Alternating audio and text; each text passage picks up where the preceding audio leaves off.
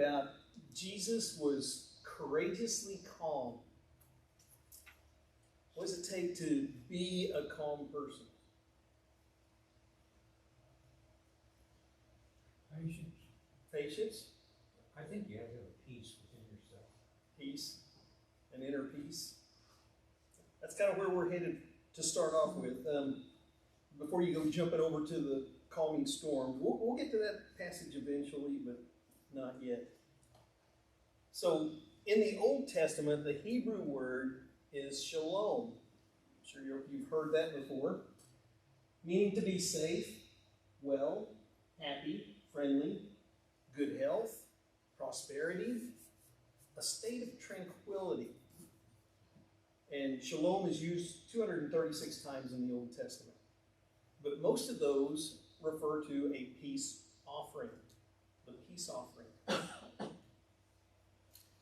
Thayer said it's a blessed state of devout and upright men after death. A lot of times the Old Testament will refer to somebody as that's passed away is that they were at peace. Of course, the Old Testament talks about burnt offerings where the entire animal is burned up, and it signified a complete surrender, and it was a pleasing aroma to God. But the peace offering, it was a communal feast that they would have. They shared this, and they would use it to celebrate a Thanksgiving, the paying off of a debt, a vow, or a free will offering. Well, how do we find peace? My list from Google. Spend time in nature to be at peace. It's calming to take a nice, quiet walk through the woods until you see a snake or a bear or something. Meditate. Be grateful. Just saying thank you. Take responsibility for your actions. Rather than stewing about it, oh, I wonder what's going to happen. Well, take responsibility for what you've done. Don't let your past mistakes define you. I remember Chris Miller several years ago when he gave a lesson, and he talked about Rahab and how she got past her past. She didn't let the life she used to live interfere with her life afterwards and ends up in the lineage. Love yourself. Practice acceptance and contentment. Easier said than done. To be content. Declutter. A way to make things easier, more peaceful in your life. If you don't have all that other stuff in the way, it's a lot easier to get around. Well, how to find peace with God? Philippians 4, verses 4 through 9. And this is from the New English Translation, so it may sound just a little different. Rejoice in the Lord always. Again I say, rejoice. Let everyone see your gentleness. The Lord is near. Do not be anxious about anything. Instead, in every situation, through prayer and petition, with thanksgiving, tell your requests to God. And the peace of God that surpasses all understanding will guard your hearts and minds in Christ. Finally, brothers and sisters, whatever is true, whatever is worthy of respect, whatever is just, whatever is pure, whatever is lovely, whatever is commendable, if something is excellent or praiseworthy, think about these things. And what you learned and received and heard and saw in me, do these things, and the God of peace will be with you. The peace of God that surpasses understanding. And when I read these verses and I'm thinking about in terms of Christ and the peace that he had, the tranquility, the calmness he had in his life. The peace of God that surpasses all understanding. Can't even hardly grasp it. The God of peace will be with you. Thinking on these positive things, think of good things, and the God of peace will be with you. You know, Jesus faced a lot of challenges in his life. Interruptions. Mark chapter 2, verses 1 through 12. There's 5, and then I'll bring the others up in just a second. After some days, when he returned to Capernaum, the news spread that he was at home. So many gathered that there was no longer any room, not even by the door, and he preached the word to them. Some people came bringing to him a paralytic carried by 4 of them. And when they were not able to bring him in because of the crowd, they removed the roof above Jesus. Then after tearing it out, they lowered the stretcher the paralytic was laying on, and Jesus saw their faith, and he said to the paralytic, "Son, your sins are forgiven." Some comments before we go to the rest of the story.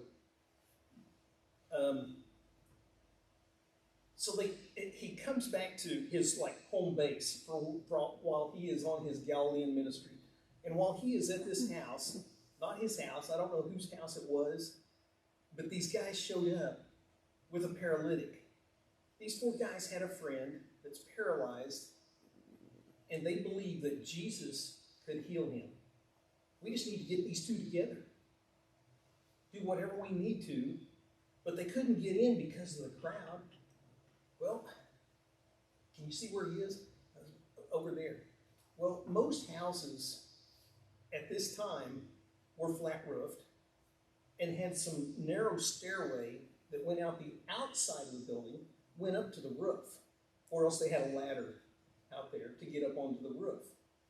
And so these guys, they go up on the roof and they just start digging. The way the roof is made, there's some heavy timbers that go across the length of the roof, and then there were some shorter pieces put across this way, and then a layer of thatch on top of that, and then a layer of dirt, and then they packed clay on top of it. Sometimes when it rained, grass would grow on the roof. So these guys go up on the roof, and they dig through the clay and the dirt. Can you see what's going on downstairs? Jesus is trying to teach a class, and dust starts falling down on him. What's this interruption? What are these guys doing? But what happened?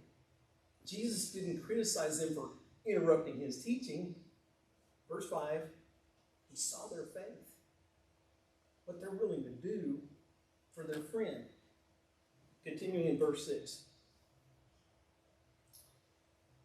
Now some of the experts of the law were sitting there, turning these things over in their minds.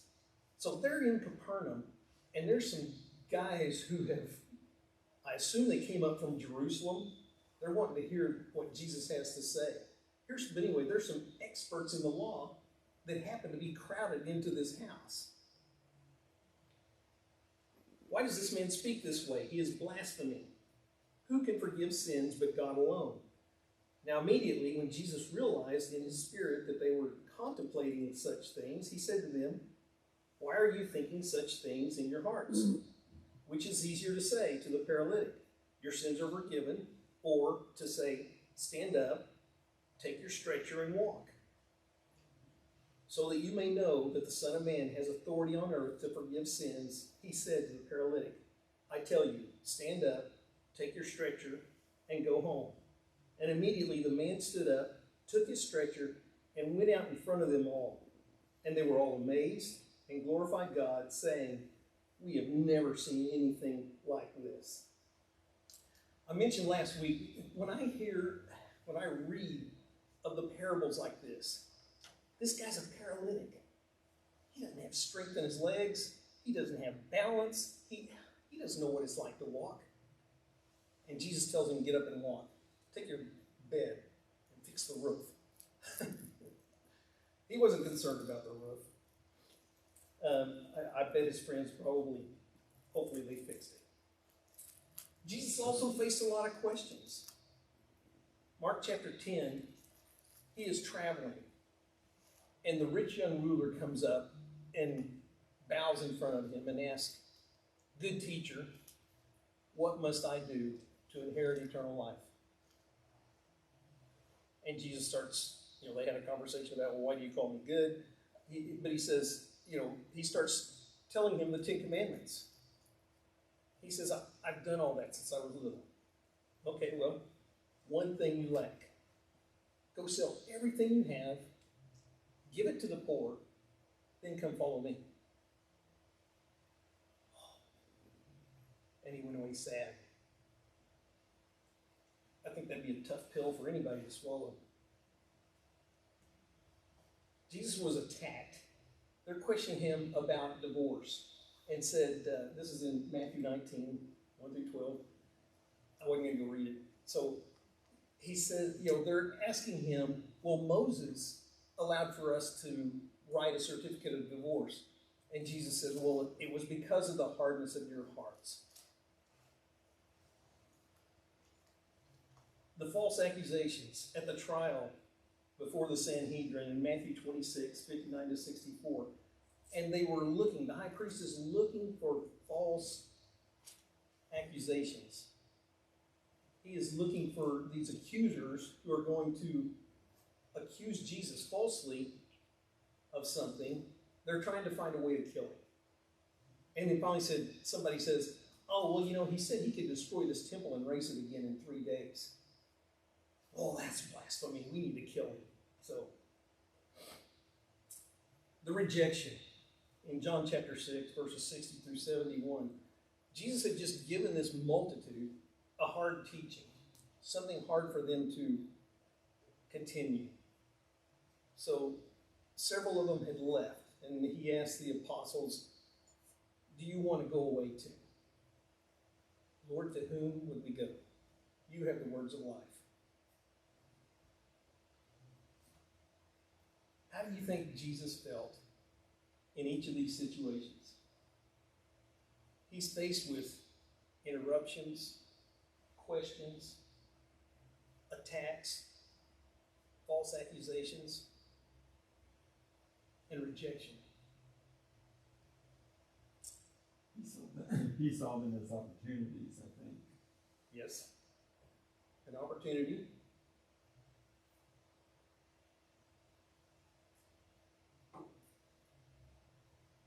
He remained calm in all these. The only time sorry, this just popped into my mind, it's not in my outline. The only time I can think of Jesus being upset, they call it righteous indignation, when he's purging the money changers from the temple. But I don't know that he was angry about that. He was upset that they had turned the house of prayer into a marketplace. But anyway, dealing with stress. How do you deal with stress? Jeff's laughing. I'm sorry? I deal with stress restfully. Stressful. Sorry. Kirk Brothers, the only suggestion, the only recommendation he had to deal with stress was exercise.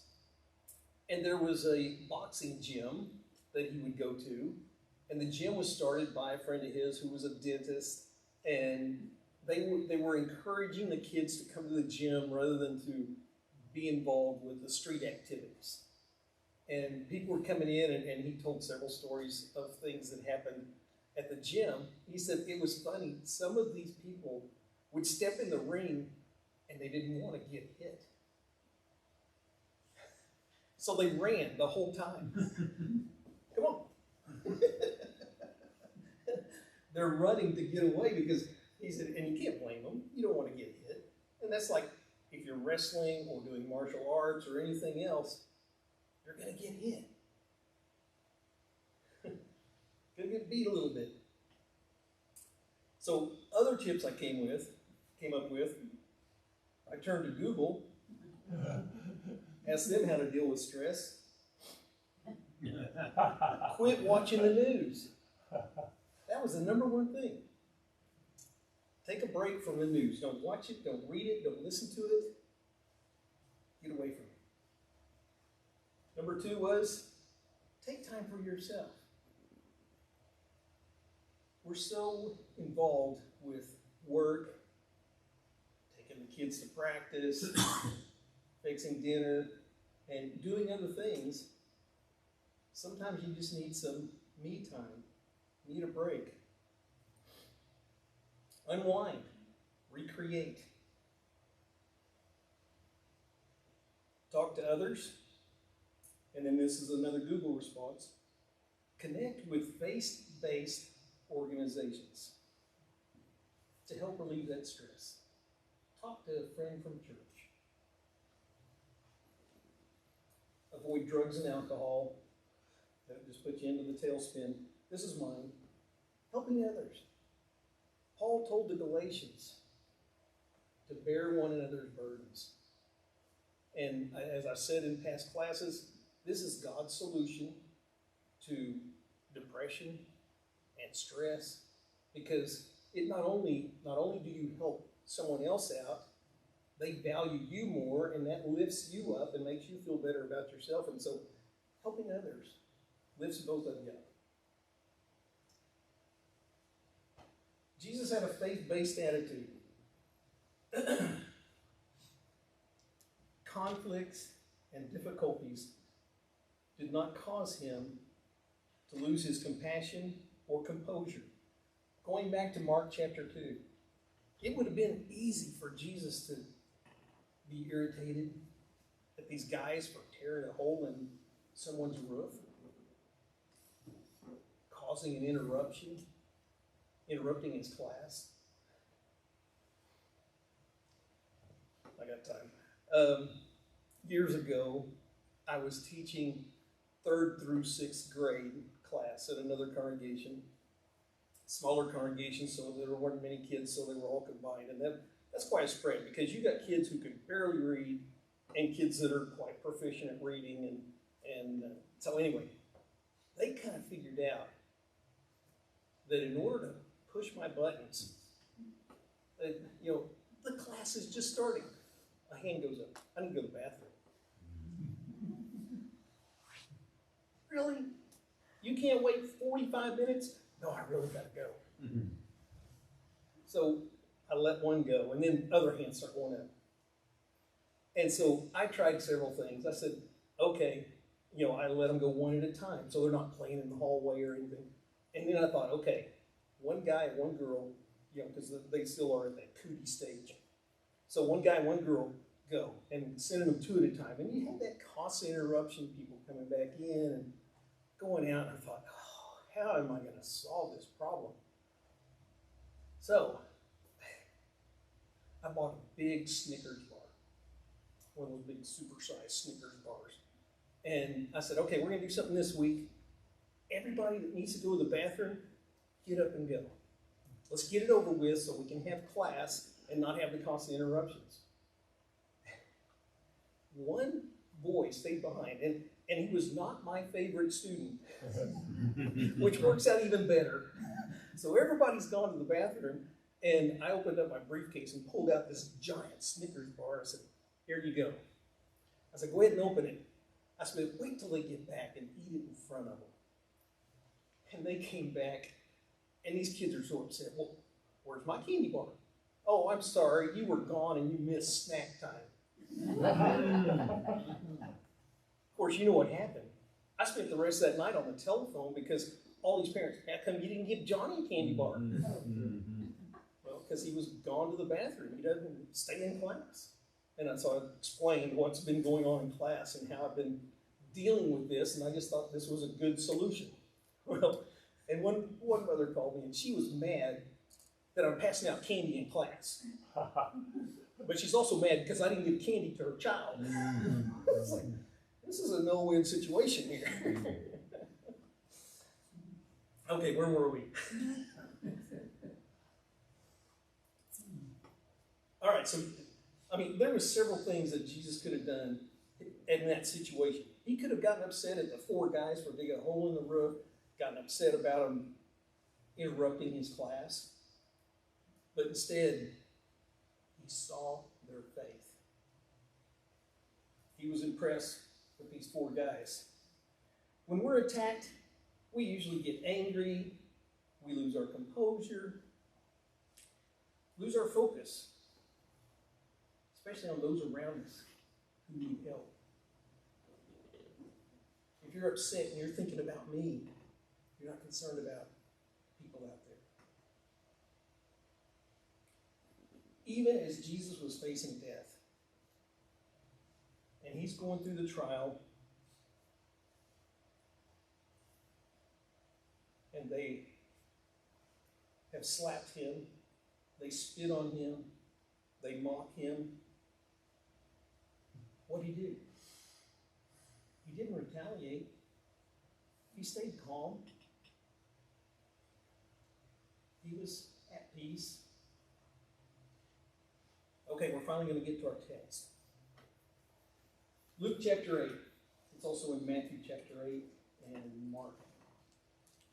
Is it 5? I think. Anyway, Luke 8. One day, Jesus got into a boat with his disciples and said to them, "Let's go across to the other side of the lake."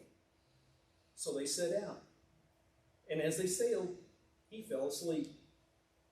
Now a violent storm came down on the lake, and the boat started filling up with water, and they were in danger. And Jesus is still asleep. I can't imagine that. The boat is being swamped. There's waves coming over the sides of the boat, and the boat is filling up with water, and he's still sleeping. That amazes me. So they came to him, they came and woke him, saying, Master, Master, we're about to die." So he got up, rebuked the wind and the raging waves, and they died down, and it was calm. And then he said to them, "Where is your faith?" But they were afraid and amazed, saying to one another, "Who then is this? He commands even the winds and the water, and they obey him."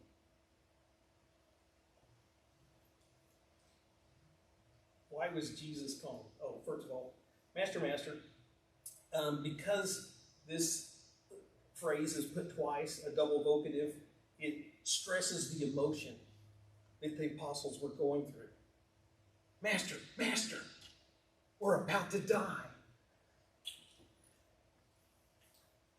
Why do you think Jesus could sleep through that?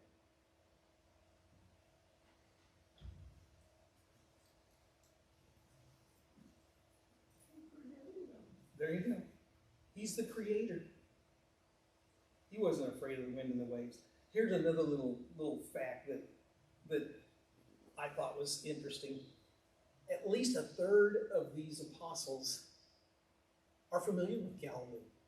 Surely this wasn't the first storm they'd been on. They were fishermen. We'll talk more about the storms in just a second. But the fact that they're going to be familiar. They're going to know what Galilee is like. These storms, they come up suddenly, and you just have to try and get your boat to shore. So let's talk about the Sea of Galilee for a minute. It's 14 miles long from north to south, 7 miles wide from east to west. It's not a perfect football or anything like that. It's 700 feet below sea level. I didn't realize it was that low. If you're curious, the Dead Sea is 1,400 feet below sea level. So it sits down in this bowl, and you don't see the full image. I was trying to find a good image that I liked that would show the sheer cliffs on the east side of the Sea of Galilee. There's some cliffs over there that are 1,000 feet tall. So you can just barely see part of the Sea of Galilee. I wanted to get a picture from like over here, but it was back here or up on top looking down at the water was the only images I could find. Sudden storms caused by the warm, moist air coming in from the Mediterranean over the mountains, over the hills, and that the temperature inversion, or the difference in them, they just collide and just build into this big thunderstorm. And you got mountains on the west side, you got a 1,000-foot cliff right up next to the water on the east side. You don't see the storms coming. All of a sudden, they just come over the mountain and it comes down on you in a hurry. And so, Galilee is known for the suddenness and the violence of these storms that hit it. And Jesus is sleeping through it. I thought you were raising your hand. How? How in the world does he sleep through it? You know, in my mind, I'm wondering, was he just so physically exhausted, tired from what he's been doing, that he could sleep anywhere? I believe it's Mark that says he was just laying on a cushion at the stern of the boat. Did he not get any rest the night before? I don't think Jesus had a problem getting rest. I think he was at peace. He was comfortable in all these situations. The gentle rocking motion of the boat before the storm, of course. Just rocking to sleep. Maybe a combination of the three of them, I don't know. I don't think he was he was the physically exhausted, but as far as the rest the night before, I think when he laid down, he was ready to get rest. And as Mom said, he was the creator. He knew what the end was. He knew that he was headed to a cross. He wasn't going to die on a boat in Galilee.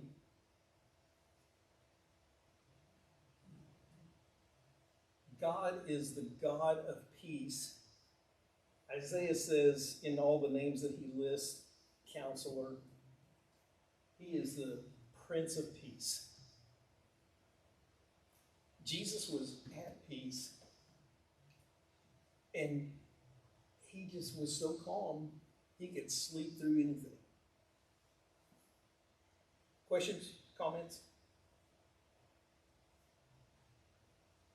I've always thought it was interesting how he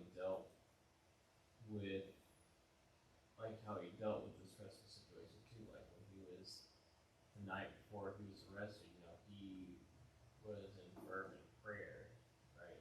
Yep. He wasn't feeling, he'd spent the time with the disciples and everything in the Last Supper, but he also, set aside the time to really. It's almost like to gear his mind, to say those prayers and to kind of close things off before he knows, okay, this is my time, right? Yeah. It's kind of a good way for us to think of it. If we have a situation that's going to come up that's going to be stressful, a good way to prepare is just to make sure that we do set aside the time and not try to clutter it out with things we normally do. Yeah. Listen. I was going to say that example we had talked about, I think it was last time maybe, when those people brought that adulterous woman to Jesus, and it was like a pretty stressful situation because basically they were coming to ask permission for her to die. Yeah. And instead of kind of matching that energy, he just stopped and started writing or drawing, on the ground. And he said, those who have not, or who are without sin, throw the stones. And they slowly walked away. And it was like, he kind of approached it like, I'm not going to match your energy because they came at him as like a mob. Mm-hmm. And that's so scary. I would be so scared if a mob of angry people, even if they weren't angry at me, they just came to you. That's scary. Yeah. And he didn't mirror that energy. He just was calm and, stayed quiet and waited until they kind of realized how to solve this situation on their own. Yeah. Well, and how to defuse that mob mentality. Yes. I mean, what other way is he going to do it? Yeah. That was the perfect way. Yeah. Secrets to Jesus' calmness. And he prepared. At a glance, the little prayer, I went, oh, he prayed. No, he was prepared. For 30 years, he's been studying the scripture and preparing for these things. And I think it comes up on this slide. I'm not going to mention it yet. But he had prepared himself for all these situations, for the temptations he had to face and the conflicts that he had to deal with. He had a clear understanding of his mission. He came to preach the word, to save all the lost souls, and he knew that there was a cross in his future, and that was where he was headed. He had a clear idea of where he was going, a clear sense of who he was, who he is. He knew exactly why he was here. He understood his limitations. He was preaching, he came to preach the word, but he can't force those people to believe him. They have to decide, just like today, everybody has to decide on their own if you're going to believe in the message. Can't force faith. He trusted in the Father when he asked the disciples, where is your faith? And can you imagine what the apostles are going through there? I mean, they just had this horrible storm. They thought, this is it. We're going to die right here on the Sea of Galilee. This is it, so they wake Jesus up to tell him, we're about to die. Peace be still. And it is. And so they're wondering, who is this? How can he do this? And Jesus is wondering, where is your faith? Of all the miracles you've seen me do, and this one didn't, this one still surprised him. Calm exteriors, and this goes back to the woman caught in adultery. Calm exteriors come from calm interiors, and spread that calmness to others. He was calm on the inside, and he was able to calm people down on the outside. Well, storms. Do you have peace when you're facing the storms that are swirling around you? Or do you have storms? Does everybody have storms? Kind of, maybe. The apostles are afraid. Have you ever been afraid and thought, this is it? This is our Waterloo. We're gonna die right here. When I was in Trinidad, a guy that I was with, and Elmo Hall was a preacher, and so we were having these tent meetings just out away from the city. We were staying at the missionary's house. They have like a big boarding house that they could probably sleep 20 people at their house. And so in the mornings we would catch taxis and go out to this little town and knock doors. That's another story in itself. But anyway, we'd walk up and down the streets and pass out flyers and invite people to come to the meeting. And Dr. Hall would preach, and about 9:30, 10 o'clock, the taxis would stop running. And because this was my sophomore year, because I'd been there my freshman year also, Dr. Hall said, okay, I want you to be sure and catch a taxi for everybody, make sure everybody has the money to get them back, and okay, he said, then you can catch the last one. And so we were out there waiting and waiting. No more taxis were coming by. And you could tell they're a taxi because their license plate began with a T. But if it began with a P, that was a private car. And they were not supposed to operate as a taxi for money. So anyway, we haven't seen a taxi in a long time. So it's just Lynn and I. And we started walking back to town. And we're, I don't know, a good 8 or 9 miles from where we were staying. And we start walking back to town, and this car came up. And it had a P on the license plate. They said, you want to ride? Yeah, that'd be great. And so a person got out of there was 4 people already in the car. So one person got out of the back seat and got in the front, scooted him over, and so Lynn and I get in the back, and we're driving, and all of a sudden he turned off the paved road. And we're going into this jungle. It's a muddy, it's like the rainy season. It's real muddy, and we're going off the road. There are no street lights or anything. Due to the density of the jungle, you can't see anything. It was scary.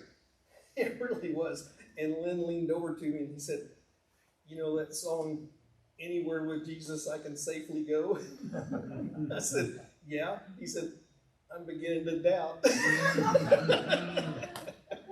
So now every time we sing that song, I think of Lynn and Trinidad. So,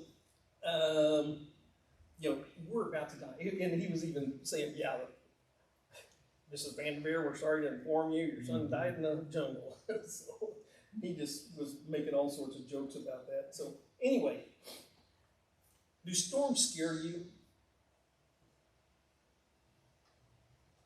When the kids were little, they were about 2, 3 years old, and all of a sudden there's this loud clap of thunder. It's about 2 o'clock in the morning. We hear this loud clap of thunder. I just looked around and said, do you think the kids heard that? And we waited a second, and then all of a sudden you hear the pitter patter of the bare feet running down the tile, coming to jump in the bed with us. They were kind of scared of storms. I'm going to skip that story. Weather fascinates me. I've always enjoyed weather.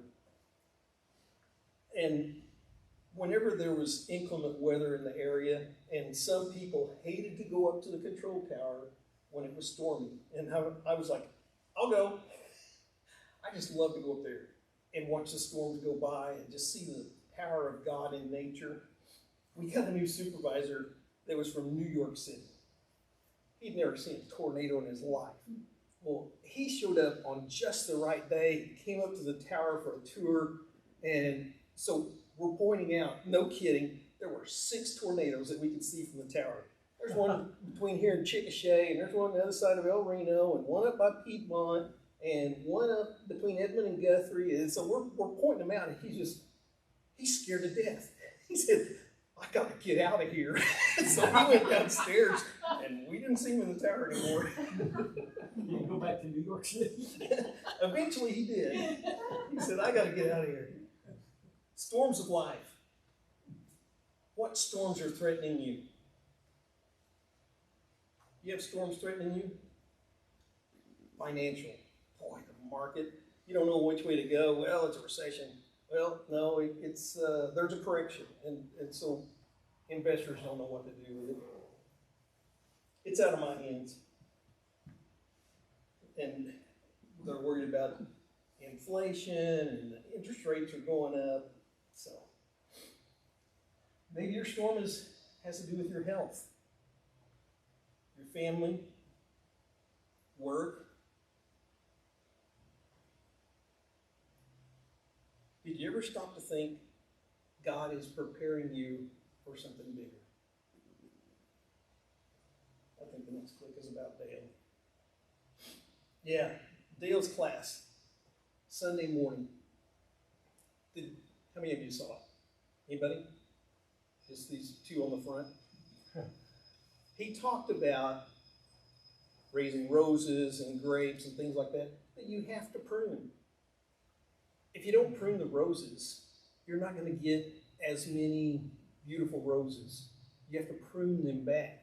And the same with grapes, and he was explaining where, above the leaf notch at this point, telling where you had to trim those things back in order to get the new growth so that they will produce the roses or the grapes, whatever it is. And I got to thinking about that. When I was working at Lawton Tower, I had a house in Oklahoma City. So I'd come home on weekends, and then I'd go back down to Lawton during the week, stay with some friends, and I'd come home one weekend, and as I turn onto the street, my garage door's halfway open. I thought, oh no. I ducked under and looked in the garage, everything's gone. All my tools, washer, dryer, cleaned out the garage, and I could see the back door had been kicked in. It was standing open. I walked into the kitchen, cabinets are open, all the dishes, everything. Pots, pans. Refrigerator was still there. I opened the refrigerator door, all the food's gone. Went to the living room, all the furniture's gone. I mean, they cleaned out my house. Everything is gone. The only thing I had was what was in my suitcase. And not long after that, I transferred to Amarillo and met Rhonda, and we got married, and she said, honey, where's your clothes? I said, right here. Life was simple.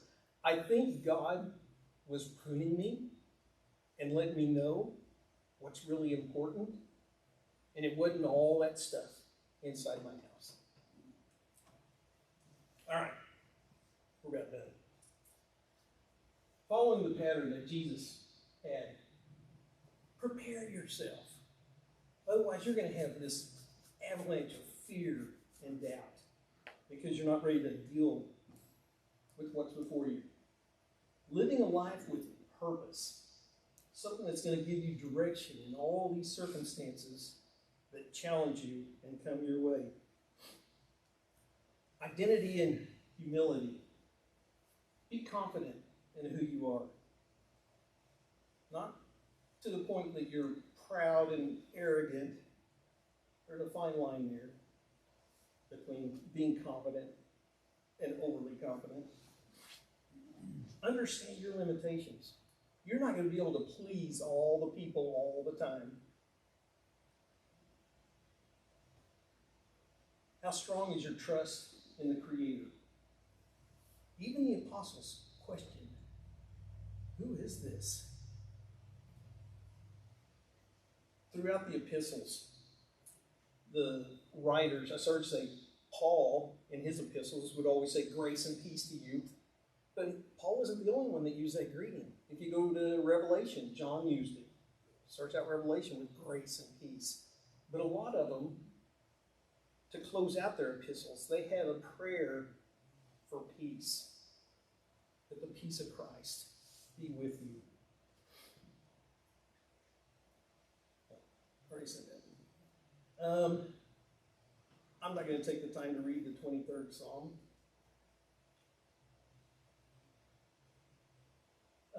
He talks about, I will put in a plug for this book, A Shepherd Looks at Psalm 23 by Philip Keller. Good book. I really recommend it. It was very good. If you haven't read it, maybe you can borrow my copy. But he talks about, he takes each phrase, the Lord is my shepherd, is one chapter. I shall not want is the second chapter. He makes me lie down in green pastures.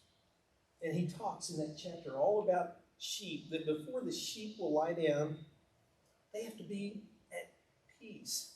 They have to be at ease. Free from food, the fear of a lack of food. And that's implied because he says, in green pastures. He makes me lie down in green pastures. They're free from a fear of a lack of water. My cup overflows. Free from flies. They anoint the head with oil to keep the flies off. And when Abraham went up to offer Isaac as a sacrifice, and there was a ram caught in a thicket, he probably was having a fly problem, and he stuck his head in the bush. They would commonly do that, put their head in the bush to keep the flies from buzzing their head. And so here he is with his head stuck in a bush. Oh, well, here's our sacrifice. Free from friction, so that the sheep have a butting order, like chickens have a pecking order. And if you're laying there and you're in my spot, and they'll butt you and make you move. Get out of my way. Free from foes, so they're walking through the valley of the shadow of death before any predators or enemies. They have to not be afraid of that. But the thing is, the sheep are comforted when they're near the shepherd, because the little weakling sheep are not going to be able to get picked on by the bully sheep, because the shepherd has a rod and a staff to stop that kind of nonsense from going on. He's going to protect his sheep. So anyway, let's have a word of prayer. Dear God, thank you so much for the time that we've had to study a part of your word. Father, help us to stay focused on you and live with peace in our lives and be an example to those around us, to our neighbors, to our co-workers. In Jesus' name we pray.